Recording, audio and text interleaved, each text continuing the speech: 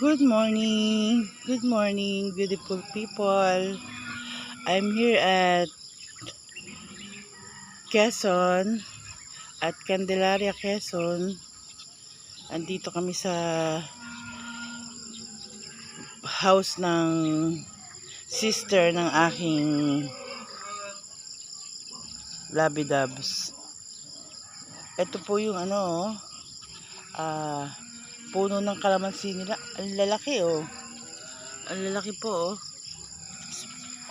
Ang lalaki niya oh. Sintores ang tawag nila dito. Ang lalaki. Ayan po, ang lalaki oh. Ang lalaki po niya. Ayan oh. Very pleasing sa mata. Meron na nga pong hinog.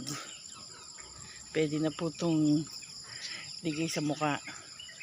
Kami na natural astringent. At ito po ang kanilang puno ng rambutan. Walang masyadong ngayon, hindi season oh. Wala pong masyadong bunga. Ayan. Ayan ang baka, nasa bakuran, sa tabi ng bahay. Ito pa po yung puno ng rambutan. So, press ng hangin dito. Malamig. Napaka-presko, maganda. Press na po sa aming bahay sa Cavite, pero mas malamig po dito. Mas malamig. Yan po. Yan ang madami nila. Dahon ng rambutan, hindi na po season, kaya ayan po, padalawa-dalawa ang bunga. Padalawa-dalawa ang bunga. Ito po yung bahay ng sister niya. Ayan po. Nasa labas po ako. I'm here outside. Ito pa po oh. Puno ng rambutan. Pero dahil hindi po season, pailan-ilan lang po ang bunga. Yan, puno pa rin ng rambutan. Puno ng rambutan.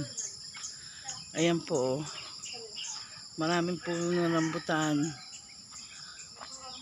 Pero dahil hindi na po season daw, pero wala eh. Hindi masyadong hitik na hitik ang bunga, pero marami din naman pong bunga. Ayan po oh. At marami pong nalalaglag. Ayan po, sayang ang mga nalalaglag. Ayan po oh. Rambutan pa rin yan. Madami nalalaglag. Nakakatuwa lang po kasi parang very fresh siya. Nakakakalma ng damdamin. Coming to the mind. Coming sa feelings. Yan ang mga naglalaglagang yan po. Galing.